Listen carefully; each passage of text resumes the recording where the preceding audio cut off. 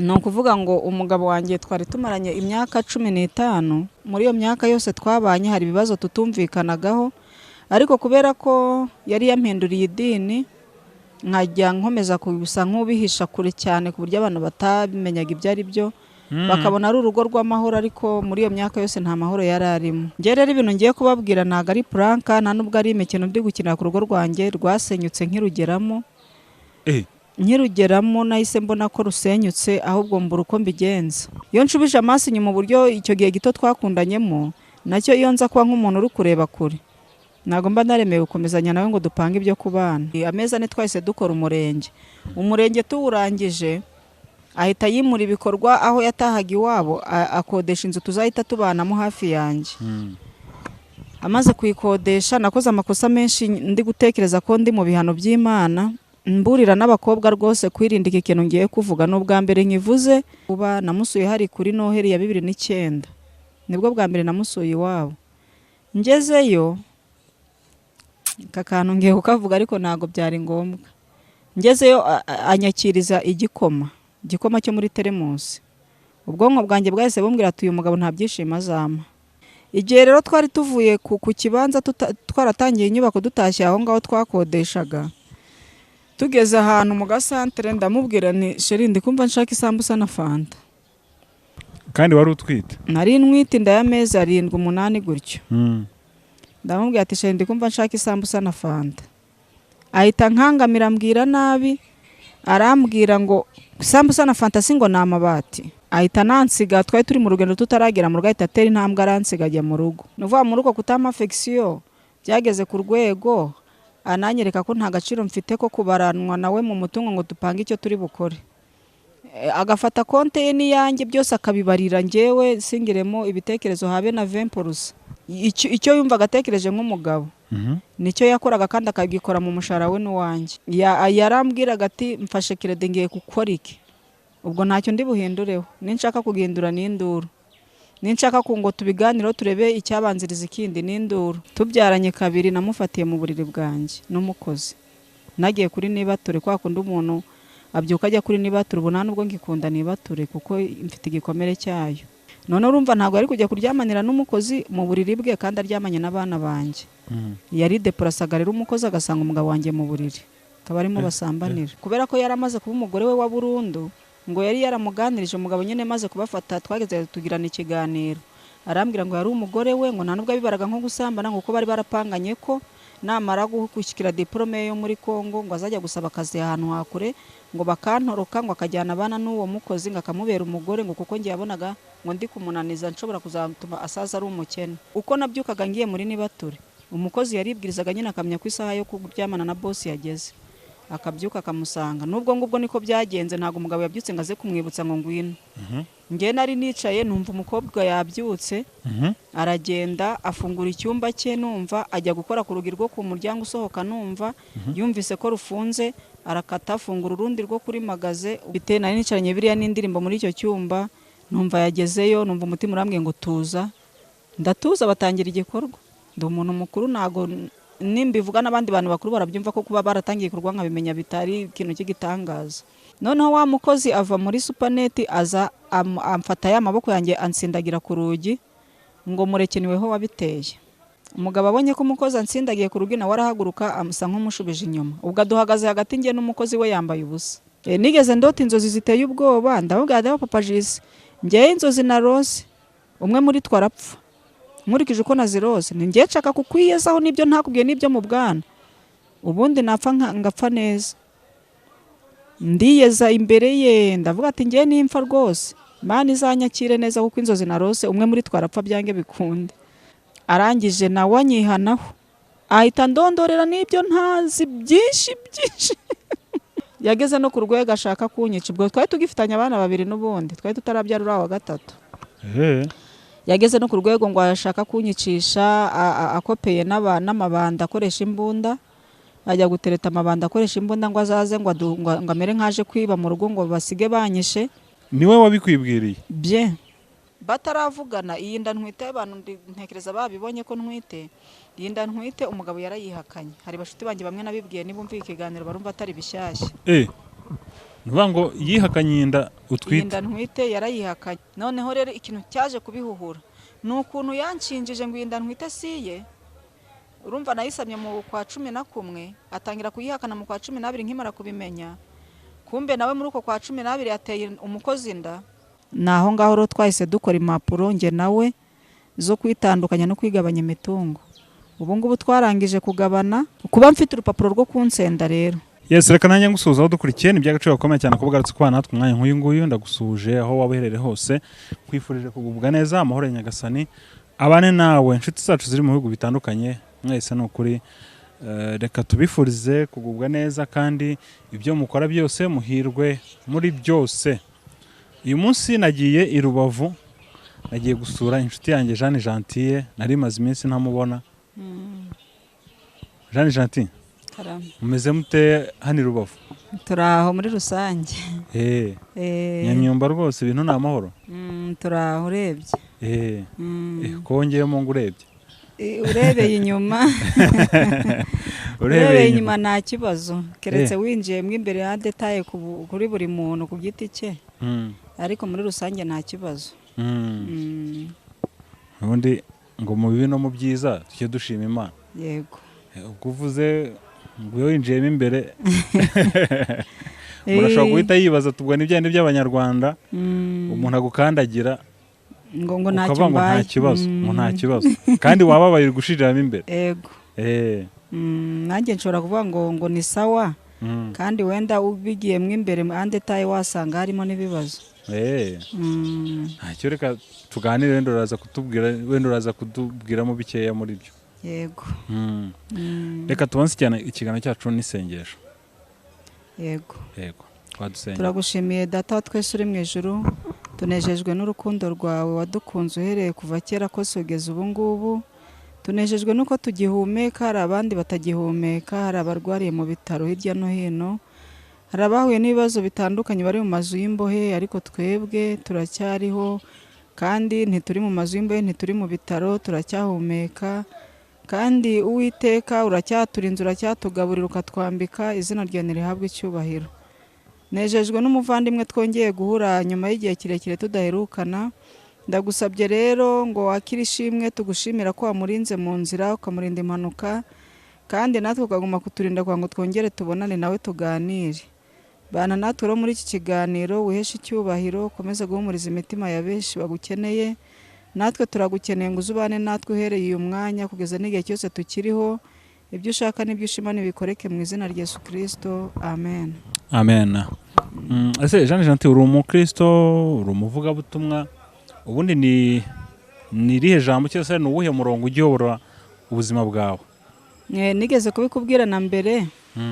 Hari umurongo utajya umva mu maraso wo muri Zaburi 23 uhereye ku murongo wa mbere. Uwiteka niwe mwungeri wanjye sinzakena. Iyo ukomeje usangamo n'ibindi, ariko uhereye kuri uwo murongo Uwiteka niwe mwungeri wanjye sinzakena, mba numva ari umurongo navuga buri munsi. Undi murongo uri muri Yohana 14:14 uvuga ngo nimugira icyo musaba cyose mu izina ryanjye nzagikora. Ubutumwa bwiza bwa Yesu Kristo ko bwanditswe na Yohana ibice 12 umurongo wa 14. Nimugira icyo musaba cyose mu izina ryanjye nzagikora. Yego. Nitugira icyo dusaba azagikora. Nitugira icyo dusaba Imana mu izina rya Yesu, Imana izagikora. None se Jeanne Gentille, uko buri gihe usabye niko Imana iguha? Oya, hari ibyitaduha kubera yuko wenda isaha yayo kubiduha itaragera. Ariko twebwe nk'abantu tugatekereza yuko yabitwimye. Gutegereza bikatugora, ariko iyo habayeho kwihangana, ibyo umuntu asabye yizeye byose arabihabwa, cyane iyo yasabye ibyiza. Kuko nanone Bibiliya iravuga ngo murasaba ntimuhabwe kuko musaba nabi. Kubera ko rero Yesu Kristo yavuze ngo icyo muzasaba cyose mu izina ryanjye nzakibaha, biba bisaba ngo nidusaba mu izina rya Yesu dusabe n'ibintu byiza. Iyo dusabye ibintu bibi rero dushobora kutabihabwa. Murasaba ntimuhabwe kuko musaba nabi. Nubwo ntazi aho byanditse, ariko naryo ririmo. Nuvuga ngo bisaba ko nubwo Imana itubwira ngo icyo dusaba mu izina rya Yesu cyose tuzagihabwa, ariko nuvuga ngo hari nka condition. Yego, gusaba neza. Tugomba gusaba neza. Tugomba kwiga gusaba neza. Yego. Wenda nk'urugero rw'ikintu umuntu ashobora kuvuga ngo yagisabye ariko ntiyagihabwa, ariko kuri wowe ukavuga ngo nakagombye kuba nagihawe, cyangwa se ntiyagihawe kuko atasabye neza. urugero hari igihe nk'abantu basabira abantu gupfa, iyo abantu basabiye abantu gupfa rero ntabwo baba basabye neza, ahubwo usabye nabi cyane. niyo baba baguhemukiye, niyo baba ari abanyabyaha, ariko iyo usabiye umuntu ngo Mana mbabara wice runaka, ntabwo Imana ibyumva, iryo sengesho ntabwo iryumva. niyo usabye ngo Mana mukeneshe, Mana se muteza ibibazo ibi n'ibi, mbega ibyo ni ukwifuriza abandi nabi. ibibi kubera ibyo n'ubundi no mu mategeko y'Imana birimo ko tutagomba kwifuriza abandi nabi. ibibi, yego. rero gusaba nabi ni ukwifuriza abantu ibibi. Ukundi gusaba nabi ni ukuba wasaba ibintu byo gupfusha ubusa cyangwa byo kwihimura ku bantu, ukaba ushobora kwicara ukavuga uti ariko Mana ngize amahirwe ukampa imodoka, wenda nazajya nirata kuri runaka, nazajya se mwereka ko ngewe nshoboye, kandi urumva nyine wabisabye Imana, kandi na wa muntu nawe afite uburenganzira bwo kuba yasaba Imana nawe akabihabwa. Mu gihe atarabihabwa ukumva ko nubihabwa mbere ye uzajya ubimukandagiza, nabwo rero ubusabye nabi. Yego, ariko Jeanne Janti hari n'umuntu ushobora gusaba ikintu ukumva ko atasabye nabi, ukumva ko anasabye neza, yifuje n'ikintu cyiza ariko ntagihabwe. Urugero, umuntu ashobora kuvuga ati Mana icyazampa ubushobozi najya nsura nk'abarwayi, kandi ugasanga uriya muntu isengesho ararisenga ariko ntabihabwe, biba byagenze gute? Icyo gihe hari igihe Imana iba iri kubona ariko bivuga muri uwo mwanya, ariko ibimuhaye atabikora bikazamubera urubanza imbere yayo. Hari n'ukuntu umuntu asaba gukora ibyiza Imana ntibimwemerere, nka Dawidi. Dawidi yigeze kubwira Imana ati ndashaka kukubakira inzu, Imana iramubwira ngo oya, ngizubakwa n'umuhungu wawe. Ubwo rero ushobora no gusaba ibyiza bitarimo n'inenge mu maso y'abantu, ariko nk'Imana ireba kure ikabibona, nubwo bisabye hari igihe izabiguha bikakubera urubanza imbere yayo utubahirije ibyo wahigaga. Imana umpaye ibi nakora ibi, ikabikwima kuko izi ko n'ibiguha utazubahiriza ibyo uvuze, igahitamo kubikwima. Yego. Nimba yarakugeneye ubugingo ikabona ko umuhigo uhize utazawusohoza, irabikwima kugira ngo utazayijya mu ideni bikakubuza ubugingo. None se Dawidi kuki Imana yanze ko ayubakira inzu? Utekereza ko ari ukubera iki? Iyo dusomye muri Bibiliya harabitubwira, havuga yuko Dawidi yarwanye intambara nyinshi akamena amaraso menshi. Rero Imana yanga yuko ayubakira inzu yera kandi we yaramenye amaraso menshi. Yego, nicyo Bibiliya ibivugaho. Abantu bataza kwibaza impamvu twari tuvuze uko Dawidi atubakiye Imana inzu kandi yabishakaga, hari cyari n'ikintu cyiza. Noneho rero hari umuntu ushobora kwibaza bati uyu munsi ariko insengero, nubwo ushobora kusanga wifuje kubaka urusengero rw'ikintu cyiza, ariko insengero muri iyi minsi bakazikemanga ko hari ibindi biba byihishe inyuma y'izo nsengero. Bamwe bakavuga bati rega insengero nazo ni nk'utubari, ni za butike nk'izindi zose. Nawe niko ubibona? Ntabwo ari zose, ntabwo ari zose, kubera ko nk'uko Dawidi atemerewe kubaka urusengero, hari abari kuba babifatira bagafata nk'ibitekerezo byabo byo kubaka urusengero batagamije kurokora abantu benshi ngo babavane mu byaha, ahubwo bagamije inyungu z'amaturo bazabakuramo. Ibyo rero nabyo, iyo ufashe inyubako ukayubaka uyitiriye urusengero ugamije kuzakura inyungu mu maturo utagamije kuzabageza mu ijuru, nabwo urumva ni ikibazo. Hari abatameze gutyo, batashinze insengero kubera bizinesi yo kunguka amafaranga, ariko kubera turi mu minsi y'imperuka haranditswe ngo abantu bazaba bakunda impiya. Abantu benshi rero babonye ko abantu bakururwa cyane n'ijambo ry'Imana bagatanga ubutunzi bwabo babihindura bizinesi, ariko ntabwo ari insengero zose.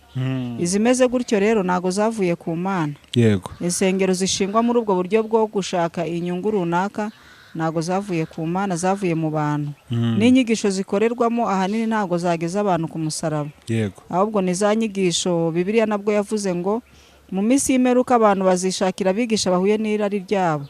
Uvuga ngo umuntu uri kwigisha ibyo uri kumva biri kuhuza n'umutima wawe n'irari ryawe, umuntu akaza akakubwira ngo gusambana ntabwo ari icyaha, icyangombwa no kuba utafashwe ku ngufu. Niba mwumvikanye si ni icyaha urukundo, ni igikorwa cy'urukundo. Kandi bariho, nubwo ntazi urwo rusengero ntabwo nari ninjiramo uri kwigisha gutyo, ariko ashobora kutabyigisha kuri mimbara, ariko mu biganiro yitwa pasiteri, yitwa umubwirizabutumwa, mwaba muri kuganira bisanzwe atari kuri mimbara, akaba ashobora kukubwira ati gusambana ni igikorwa cy'urukundo. Niba umuntu n'undi bari gusambana bahuje urukundo, ikibi ni ugufatwa ku ngufu. Akaba atabivugira ku ruhimbi, ariko ahihereye ariko mwaba muri kuganira akavuga ati reka burya akinjira mu ntama akaziyobya, kubera ko rwa rusengero arushinga ntabwo yari agamije gukura abantu mu byaha, yari agamije kubakuramo amaturo. Noneho kubera yari agamije kubakuramo amaturo, ku ruhimbi arigisha ibyabakuramo amaturo, ariko hanze y'uruhimbi arababwira ibyo kubayobya. hari abo njya numva bavuga ngo ni abanyabuntu, ngo bavuga ko ngo Yesu yabirangije byose. Idini ry'abanyabuntu bari mu buntu bw'Imana. Mbega turi mu buntu, Kristo yarabirangije, ibyaha byose byose yarabibambiwe, ibindi twemerewe kubikora, twabikora kuko Yesu yarabibambiwe nta kibazo. Mbese ndadeni nyine baba bibeshya, kubera ko Pawulo yaranditse ngo mbese dukora ibyaha kugira ngo ubuntu busage, ngo ntibikabeho. No kuvuga nubwo Yesu yatubatuye kugira nyine ngo twambare imbaraga zo kunesha icyo cyaha, ahubwo ntabwo yagiriye ku musaraba kugira ngo twambare imbaraga zo kukigumamo tube imbata z'ibyaha, ahubwo Yesu yagiriye ku musaraba kugira ngo uzakora icyaha agasaba imbabazi azihabwe. Ni ukuri. Nicyo bivuze. Twari turimo dufasha abantu, reka twigarukire kuri Jeanne Gentille. Yego. Jeanne Gentille, ubundi ngewe nanakumenye cyagiye mu gihe cya Covid, igihe rwose ibintu byari bimeze nabi, naragushimiye cyane, ariko nyuma haza kubaho akantu nyine dutangiye kwikingiza, wowe uravuga uti ariko burya biriya mu myemerere ngiye ku mutima wanjye ndumva atari byo rwose. Yego. cyangwa nibwo abantu bakumenye biza kukuviramo yuko wirukanwe ku kazi. Uyu munsi imibereho imeze gute nyuma y'imyaka igera muri 2 hari nibe ntibeshye? Irarenga 2. By'isi se muririmbyi umwe yararirimbye ngo niyo wagira amahoro uri mwisi ngo ntiwayamarana n'umunsi. Ndararirimba ngo nagiye iburyo ndayabura, ngiye ibumoso ndayabura, ngiye imbere n'inyuma ndayabura, ngo nyabona muri Yesu. Yesu rero tumugendana gutyo nyine turi mwisi nk'abamwizeye, ariko ntaratujyana ngo adukure muri iyi si y'imibabaro. Ntago byambereye byiza cyane, byagiye biba byiza nyine y'amahoro tutaramarana n'umunsi agakomeza akivangamo ibindi bibi. Abantu baribuka yuko icyo gihe uza kunkoresha ikiganiro, gahunda yari ihari nuko umugabo yari yaranteguje ko azanyirukana nibanyirukana mu kazi. Yego, yari yabiguteguje n'ikiganiro twakoze. Yego, ariko nyuma nari ndimo nitegura. Nyuma turaza dukorana ikiganiro ariko burya yabivuyemo. Yego. Ubuzima burakomeza. Kubivamo kwe rero ibintu ndabwira abantu uyu munsi ni ibintu bitaraza kuborohera kubyumva. Ntago biraza kuborohera kubabwira ngo mu gihe cya corona ngo yarambabariye nirukanywe mu kazi, ngo none ngo ubu ngubu ngo turi muri divorce twatandukanye. Ni ukuvuga ngo ubu ngubu turi muri divorce n'umugabo. Yego, kubibabwira rero sinzi ukuntu ntago biraza gutera urujijo mu bantu, ariko ndagerageza kubasobanurira kugira ngo babyumve. Inkuru mfite uyu munsi ntago ari nziza, iratera urujijo abantu. Baribaza bati umugabo wamubabariye yirukanywe mu kazi bapfuye iki? Nicyo nanjye ngiye kwibaza. Urumva niba tuvuga ko imyaka irenga 2 uyu munsi ukaba ugarutse utariko burya byakomeje kwanga tugeza muri divorce. Ni ukuvuga ngo umugabo wanjye twari tumaranye imyaka 15. Ko atari na mike, imyaka 15. Kuko twashingiwe ndumva ari 15. Twashingiwe 2010. Rero 2010 yibariyemo kongera kuri 2024 wasangamo 15. Ni nka 10 ubwo. Twavuga 10 ariko ni 5 nayo yibaze wayibonamo. Kuko byari 2010 mu kwa kabiri nibwo twakoze umurenge. Ubwo rero uwo mugabo muri iyo myaka yose twabanye hari ibibazo tutumvikanagaho, ariko kubera ko yari yampinduriye idini nkajya nkomeza kugusa nk'ubihisha kure cyane ku buryo abantu batabimenyaga ibyo ari byo, bakabona ari urugo rw'amahoro, ariko muri iyo myaka yose nta mahoro yari arimo. Nuvuga ngo muri myaka 14 isaga 15 rwose isaga ijya kuba 15 nta mahoro mwigeze mugira mu rugo rwanyu? ntayo urebye n'ayabagamo ni yayandi kwa kundi nyine abanyamasengesho basenga cyane bamara gusenga Imana iti ntanze agahenge, ariko ubwo n'amahoro yabonekagamo yabaga aturutse mu kwihangana kwanjye. Wenda nawe wamwicaza yavuga agahinda ke kuko ntawe ubura agahinda, ariko njye ubwo ndavuga ku ruhande rwanjye. Uzakenera kumenya amakuru y'impande zombi nagira amahirwe umugabo azemera kujya mu itangazamakuru nubwo we tabikunda. Wenda nimbibabwira hari ikintu natekereje maze iminsi ndi kumva inkuru ya James na Oliver, ndavuga ati inkuru yanjye irakirwa ite ko baragira nanjye ndi gukina prank, ariko njyewe ntago ari prank kuko ndabizi mu byahishuwe haranditswe ngo hanze hazembwa n'abarozi n'abantu bakunda kubeshya bakabigumamo. Biriya bintu bikinishwa ngo bya prank Yesu abibasanzemo yanabasiga, ntago yareba mu mutima ngo twari turi muri prank, ntago bikuyeho ko ari cya cyitwa kubeshya. Ejo bundi nibwo ndimo nganira n'umuvandimwe turimo tuvuga nyine kuri ziriya prank abantu baba bakina ariko bakinira ku rugo rwabo. Twe tuza kwanzura ko niyo wakina ariko ukina ngo urugo rwawe rwasenyutse ubizi ko ari imikino, byanga bikunze urwo rugo n'ubundi ruba ruzasenyuka, ruba ruzasenyuka. Murimo muruhiga nuvuga ngo murimo muruhirika ko murimo kwihanurira. Ntegeza ko umuntu ntago akwiye kuza gukina ngo urugo rwanjye rwasenyutse urimo rukiniraho, urimo kuruhanurira ko ruzasenyuka, burya ruba ruzasenyuka. Njye rero ibintu ngiye kubabwira ntago ari prank, nta nubwo ari imikino ndi gukinira ku rugo rwanjye rwasenyutse. Nkirugeramo nahise mbona ko rusenyutse, ahubwo mbura uko mbigenza. Ukirugeramo byagenze bite Jean Gentil? Hari indi nkuru mperuka kubona y'umukobwa we yagize ubushishozi kundusha. We yararebye abona urugo agiye kujyamo rutazashoboka, ngo yari yavuye mu murenge bagiye muri mariage, ahita bizambya bataragera ku rusengero. Nabyo nagiye mbibona kuri Zaburi nshya, aho umukobwa yitegereje akavuga ati nyamara ibintu ngiyemo bizangora. Abihagarika batarajya mu rusengero bavuye mu murenge, nuko nibagiwe izina rye ariko iyo nkuru yaratambutse. Nanjye rero iyo nza si Jeannette hari? Ntabwo nibuka amazina ye. Ntabwo nibuka amazina. Andi yitwa Jeannette n'uva ushaka ko barahagaritse ubukwe kubera ibyo ngibyo. Yarabonye umugabo agiye gusanga ari uwo kuzamurushya. Hari n'undi muntu nawe nabonye mbere y'uyu wa vuba, we yari yarugezemo, yaravuye mu murenge, yaravuye no mu rusengero. Wowe ngo yageze yasanga wenda umugabo we ngo adashoboye mu buriri, byo wenda ntabwo yari kubigiraho amakenga, ntabwo ari kumenya ibyo ari byo, kuko nta mukristo wemerewe gutanga avance ngo abe yaramusuzumye mbere. Wowe ntitwanamuseka, we yaguye mu bintu atazi. Ariko hari undi mukobwa witegereje imyitwarire y'umugabo we mu gihe cyo gutegura ubukwe. Yego. Aravuga uti uyu nguyu ntabwo tuzashobokana, abihagarika bataragera kwa pasiteri. Njyewe rero narabibonye tukiri muri fiançailles, ariko kuko ntakunze gukundana nkiri muto, nakuze ndi imfubyi muka data amfunga cyane, amvuga ibigambo ngo ndindaya, nkavuga ati byari byo byose ubwo abivuga nini hagukundana bishobora kuzabuhura n'ibishuko, ngatwara inda kazavuga ati ibyo navugaga muri kubibona. Byatumye rero nkura mu buzima butari ubwo gukundana n'abahungu. Ubwo uriya mugabo twabanye ari uwa gatatu dukundanye. Uwa mbere twakundanye tugamije kubana, nari ndi muri Trokome mu mashuri yisumbuye mu wa gatatu, yari umusirikare nawe ntitwakundanye ngo bitinde kuko baba bafite igihe gitoya cyo kwisanzura mu buzima bwa gisivile. Ngira n'amahirwe abona ubutumwa bw'akazi ajya kure, agaruka byaramvuyemo mfite gahunda yo kwiga, ngakomeza kwiga ibyo gushaka bitandimo.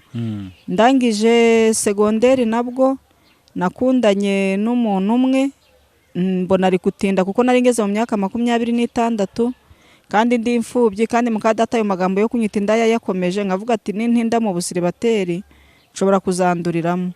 Mbonye ari gutinda nsenga Imana ndayibwire ni icyamukambonera undi, uyu nguyu ndi kubona nta gahunda afite. Muri icyo gihe mba nkubitanye n'uyu twabanye. Uyu twabanye rero simpamya ko yavuye ku Mana, nshobora kuba narashyizemo nanjye imbaraga zanjye. Yari umukatolike yego, ndamubwira ati ngende umwadeperi, yemera kumpindurira, araza mu mwadeperi, ariko sigaye mbona narabyibeshyemo cyane. Nshobora kuba narihuse nariyoboye, nshobora kuba nararebye ku myaka hari nkavuga intereka mpfe gushaka, kuko namushatse tudakundanye igihe kirekire, ariko iyo nshubije amaso inyuma uburyo icyo gihe gito twakundanyemo, nacyo iyo nza kuba nk'umuntu uri kureba kure, ntabwo mba naremewe gukomezanya nawe ngo dupange ibyo kubana. Bo twarakundanye bitari cyane, bitari n'amezi menshi. Yansabye urukundo hari mu kwa 9 kwa 2009, 2009 mu kwa 10 niho narumwemereye kuko namusabye kwezi ko kubitekerezaho. Ubwo nagiraga ngo numve niba undi twakundanaga we yari umubatista, kandi ababatista n'abadeperi bo bahuje imyizerere, ntacyo byari bintwaye. Nagiraga ngo ndebe ko hari icyo ngo yibwira cyo kwihutisha gahunda yambwiraga yo gusaba. Mbonye rero nta gahunda yo gusaba afite nawe ameze nk'uri kunderega, ndavuga n'uyu nguyu ashobora kunkereza mu busiribateri nkazabwanduriramo. Ubwo mpitamo nyuma y'uko kwezi kwemerera uwo mukatolika, ariko mubwira ko ntazajya mu bakatolike. Nawe atinda kwemera guhindura, ariko nyuma aza kubyemera. Urumva rero niba twarakundanye 2009 mu kwa 10, ubwo niho namwemerera urukundo. Mu kwa 2 tugahita dukora umurenge. Urumva ntago twakundanye igihe. Nameza ngo mwamenyanye mwakundanye muhita mwinjira muri gahunda z'urugo. Nameza ne duhita dukora ameza ne twahise dukora umurenge. Umurenge tuwurangije ahita yimura ibikorwa aho yatahaga iwabo, akodesha inzu tuzahita tubanamo hafi yanjye. Amaze kuyikodesha nakoze amakosa menshi, ndi gutekereza ko ndi mu bihano by'Imana, mburira n'abakobwa rwose kwirinda iki kintu ngiye kuvuga. N'ubwa mbere nkivuze, no mu buzima busanzwe sinkunda kukiganira n'abatakizi, ariko ikosa nakoze ndi gutekereza ari ryo riri kungaruka. Muri icyo gihe tukiva mu murenge yahise yimura, nyine yakoraga ataha iwabo, arangije yimura imyambaro ye akodesha inzu tuzabamo, akodesha hafi yaho nari nshumbitse. Nanjye ntago nabaga iwacu, nigishaga mba muri ghetto. Noneho nawe ahita yimura ibikorwa, akodesha inzu tuzabamo, dutegura ubukwe ari muri iyo nzu tuzabamo, nanjye mba muri ghetto. Akavuga ati kubera ko twarangije umurenge uri umugore wanjye, ntago nzateka nawe ngo uteke, ntago nzimesera uri hafi aho ngaho. Dutangira ibikorwa by'umugore n'umugabo tutarajya mu rusengero. Ubwo twarasangiraga ibiryo bihiye, muri weekend tukajyana kumesa ahantu ku kiyaga, twari duturiye ikiyaga. Tubaho nk'umugore n'umugabo. Ubwo dutangira no gukora imibonano tutarajya mu rusengero, ku buryo nagiye gushingirwa mfite inda y'amezi 5, ariko nari nabiganirije abapasiteri bankingiye nk'umugore. Muri ADPR se? Yego. Nase bemeye kugushingira utwite? Kandi narabibabwiye. Baragushingira se? Nje nagiye kubivuga, ndababwira nti ndatwite kandi nshaka ubukwe, kandi umugabo wanjye murabiza avuye mu bagatulika, ntago muramubuza gukora ubukwe, mwaba mumubangamiye n'imiryango ye. Ndababwira icy'ingenzi nuko ngende umugore mumfate nk'uwari waracikiye ugarutse, hanyuma mudusezeranye nk'umugore n'umugabo. Narabisabye ndabiberurira, sinabahishe ko ntwite. Babanje kunaniza, ariko nyuma y'amarira yanjye baravuga bati nanone turadushubije iriya ntama inyuma. Nimba hari umukatolika wari wabatijwe ngo mubane, nitubasubiza inyuma mwembi turabahomba. Baradushingira nk'umugore n'umugabo, nyine ntago natwikiriye mu maso. Iryo kosa nakoze rero ntekereza ko riri mu biri kungaruka. Urumva nihutiye kwiyobora. Icyambere ntago nigeze musengera ngo mbanze mbaza Imana ngo mbese uyu mugabo tuzashobokana. Nta makuru nari mufiteho, kubera ko nari ngeze mu myaka 26 nashyingiwe mfite 27. Sinari ngitekereza ibyo kuvuga ngo mbanze mbaza Imana niba ibyemeye cyangwa itabyemeye. Nose wumvaga koko mu by'ukuri waragumiye ku buryo ku myaka 26? 26 numvaga naratinze, kubera ko nari ndi imfubyi, muka data nshinja uburaya, kandi mba muri ghetto nibana. Ukavuga uti hari igihe wabona nanduye, hakaza inkonkobotsi kajya intera ibibazo, utinda mu busiribateri ukabwanduriramo.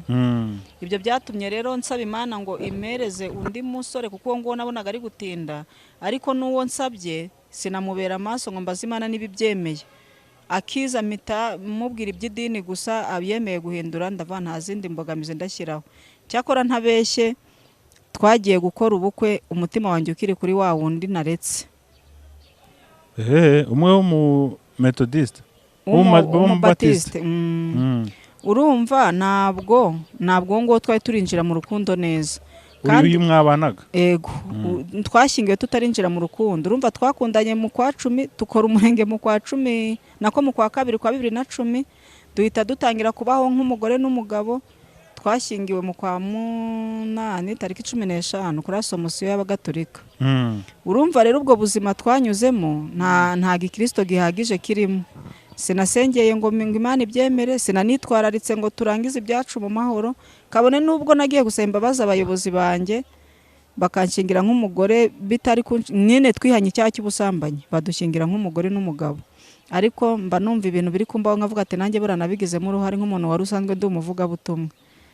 Ubwo rero ndaburira abakobwa bose kutazakorera ikosa.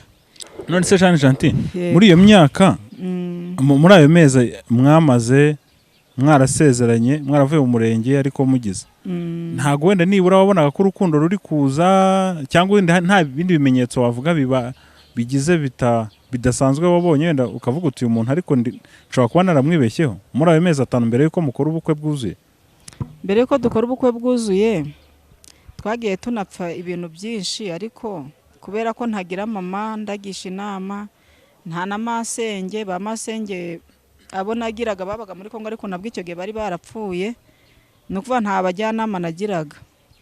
Ibintu nakoraga byose ni byanzaga mu mutima, nago nari guhagarika ubukwe nanone kandi byari kugaragara nabi. Umuntu yavuye mu murenge yahagaritse ubukwe bamuteye inda, musubundi nari kubuhagarika mfite inda nkunguka mwiki. Nta kintu nari kungukamo, namusanze ariko mbizi ko bizambera bibi. Kubera ko njya kumusura bwa mbere n'ibyo by'imibonano bitaratangira kuba, namusuye hari kuri Noheli ya 2009, nibwo bwa mbere namusuye iwabo.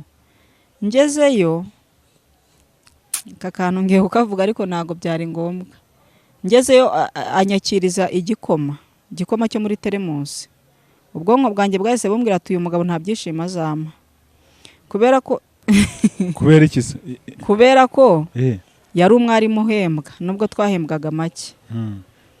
Noneho ibaze sheri wawe aje gusura umunsi wa mbere ni kuri Noheli, mwagombye no guserebura ko ari kuri Noheli, ntumugure n'agafanta nakamwe, nta n'impano, nta mpano, nta fanta, igikoma cyo muri teremusi. Nicyo yakirije sheri we wamusuye ku munsi wa mbere. Ako kantu ngiye ku mutima wanjye nahise mvuga ati uyu mugabo nta byishimo azama. Umuntu nsuye bwa mbere ntame fanta, umuntu nsuye bwa mbere kandi ari no kuri Noheli, kaba nta kintu cy'impano yanteguriye. Mbega uhita ubona ko nta ako kanya affection mbega uhawe nkuko wumvaga wagomba kuziha.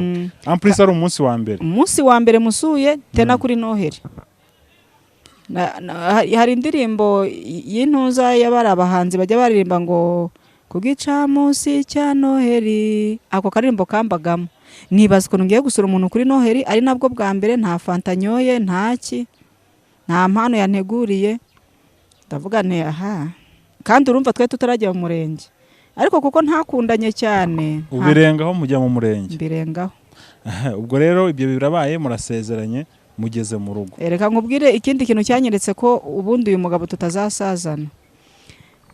Ntwita umwana uwo wa mbere, uwo mwana w'imfura, twaravuye no mu rusengero nyine tubana, ubwo umwana yarageze mu mezi 6-7.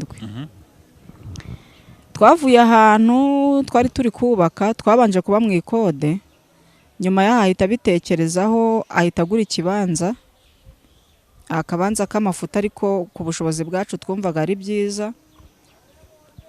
Amaze kugura ikibanza dutangira kucyubaka. Igihe rero twari tuvuye ku kibanza twaratangiye inyubako dutashye aho ngaho twakodeshaga, tugeze ahantu mu gasantere ndamubwira ni sheri ndi kumva nshaka isambusa na fanta. Kandi wari utwite? Nari ntwite inda y'amezi 7-8 gutyo. Ndamubwira ati sheri ndi kumva nshaka isambusa na fanta.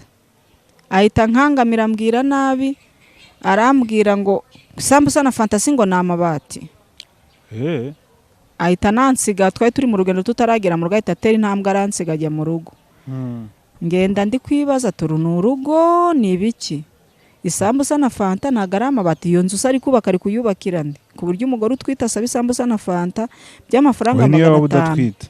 Kaga fanta gatoya kaguraga 100 n'icyo gihe. Agasambusa k'ijana karabonekaga. Yagombaga no kumbwira ati rero kubera ko turi mu nyubako ndakugurira kamwe. Ariko yahise ambwira ngo isambusa na fanta ntago ari amabati. Cyo nacyo cyanyeretse ko uru rugo ntazarugiriramwe amahoro, ntazanarusaziramo.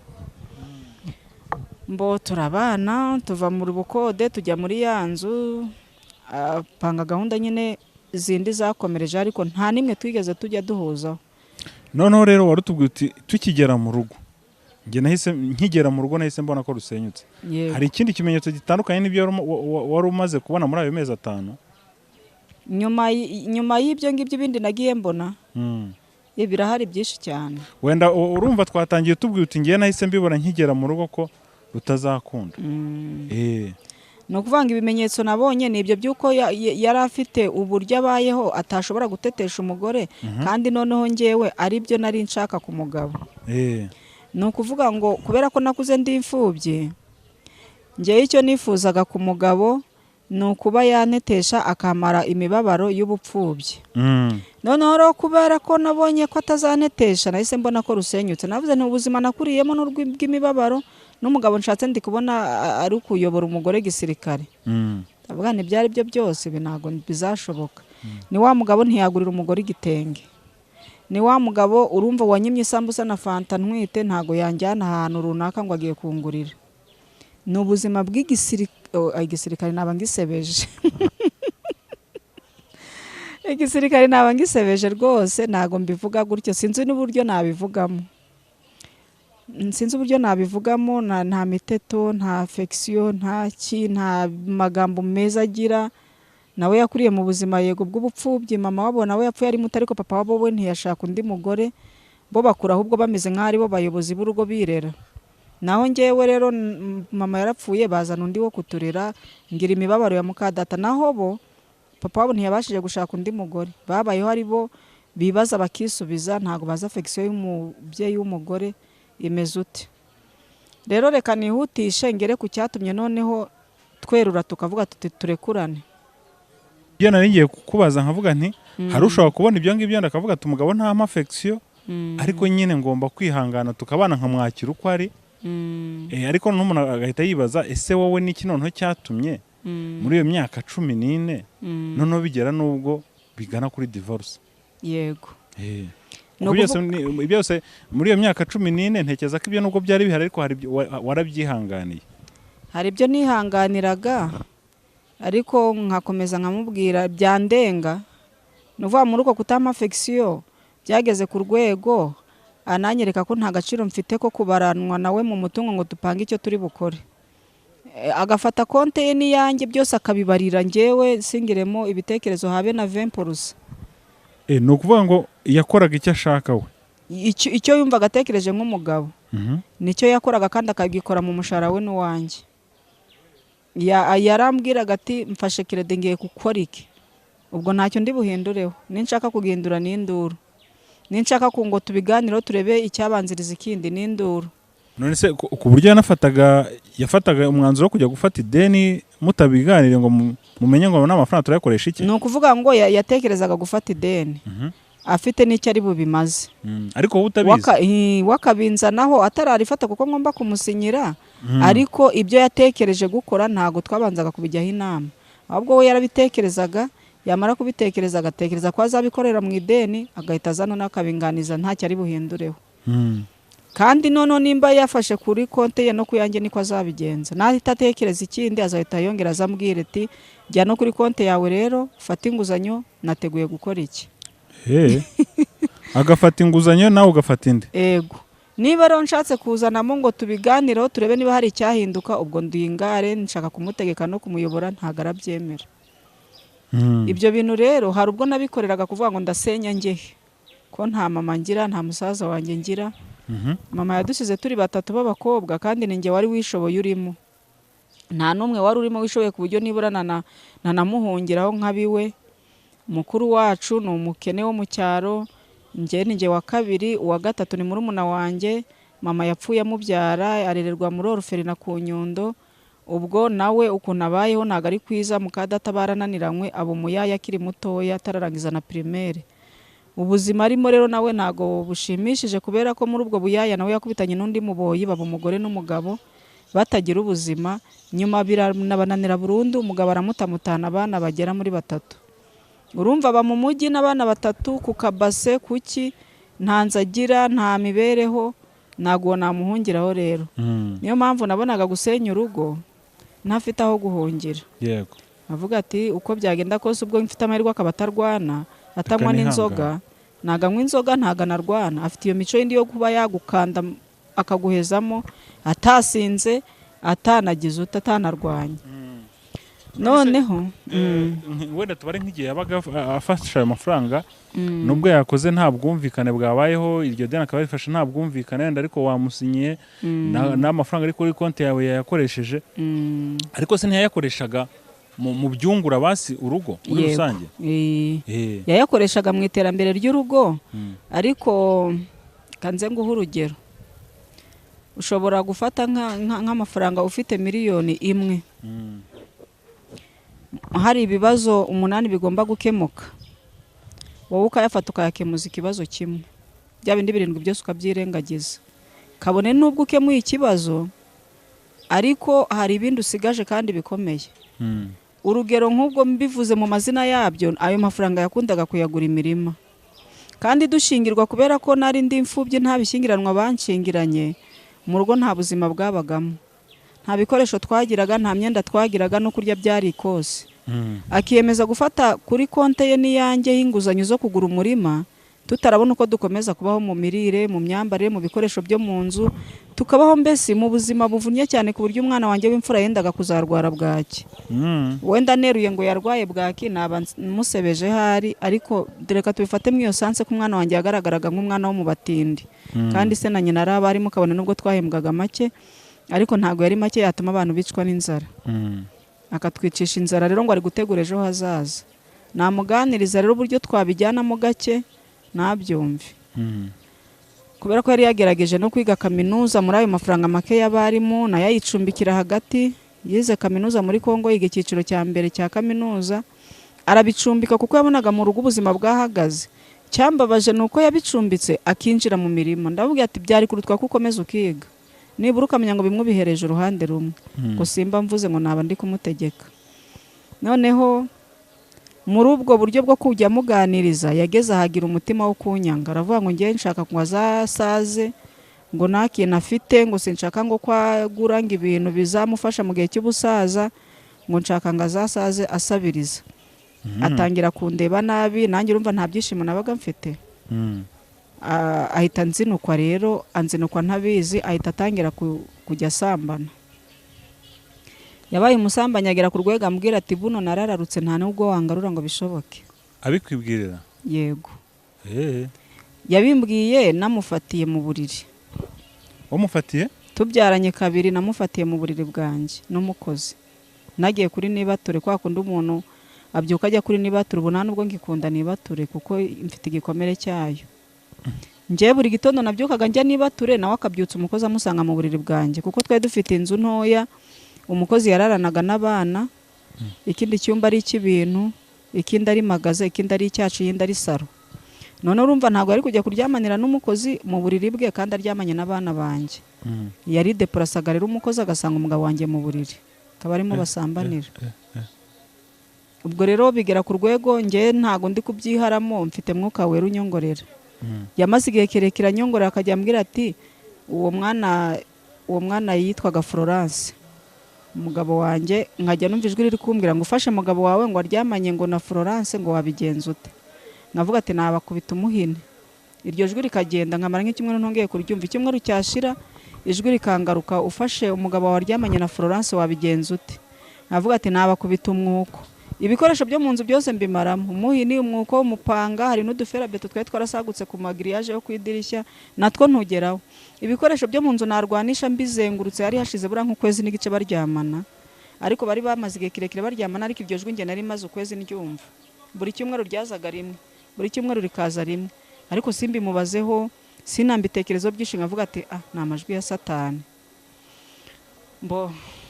igihe kimwe rero Imana imaze kubona ko ibikoresho byo mu nzu byose nabizungurutse nzabakubitisha ibona ko nta zindi mbaraga zindi natekereza icyo nabakubitisha irabonera binyereka nari mbyutse ngiye kuri nibature ubwo umutima urambwira ubwo ni mwuka wera ngiye ngira ijwi ryo mu mutima rambwira ati fungura ukate isiriri nk'usohotse wongere ufungure ikate nk'ufunze ugiye ariko ntugende wicare mu cyumba cy'ibintu mbikora gutyo nkurura urugi nk'usohotse ndongera ndufunga nk'ugiye ariko nari nkirimo imbere nkuramo urufunguzo rwanjye ubundi ninjira mu cyumba cy'ibintu hari ubwo wari usanzwe ubakeka se nayo majwi gusa numva nuvuga ngo ni ijwi ryakuza nta kindi nakekaga kuko ntago nabaga natekereza ko umugabo wanjye rwose yakora ibyo bintu noneho ubwo mita nicara aho ngaho kubera ko yari amaze kuba umugore we wa burundu, ngo yari yaramuganirije umugabo nyine maze kubafata, twageze tugirana ikiganiro, arambwira ngo yari umugore we, ngo nta nubwo abibaraga nko gusambana, ngo ko bari barapanganye ko namara gushyikira diplome yo muri Kongo ngo azajya gusaba akazi ahantu hakure, ngo bakantoroka, ngo akajyana abana n'uwo mukozi, ngo akamubera umugore, ngo kuko ngiye yabonaga ngo ndi kumunaniza nshobora kuzatuma asaza ari umukene. Rero ngo yaganirizaga uwo mukozi akamubwira ati uyu mugore nguri imirima ntabyishimire, ntago nakomezanya nawe, ni wowe uzambera umugore we, nzajya nkugurira imirima arata. Ati hari ikibazo?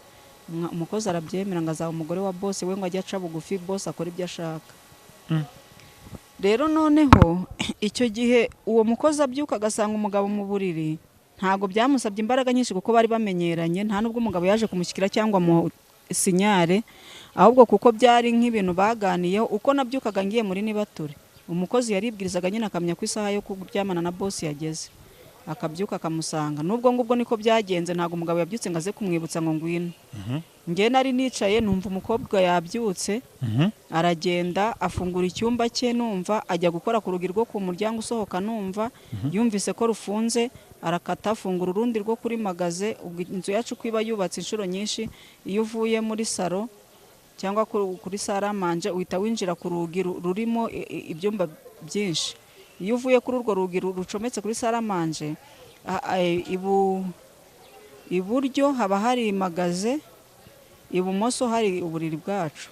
Noneho we yafunguye urwo rugi ruhuza ibyo byumba byombi, arushyiraho akabuye karufata, ahita akingura urujya mu cyumba cyacu ibumoso, arinjira. Nk'usanzwe umenyereye nyine? Nta sinyare yahabaye n'imwe, yaribyukije. Aragenda bakutangira igikorwa, numva nta mujinya nta kirumva. Imana yari imaze igihe iri kunshura inkuramo ibintu byo kuvuga ngo nzakubita imyuko, imipanga n'ibiki.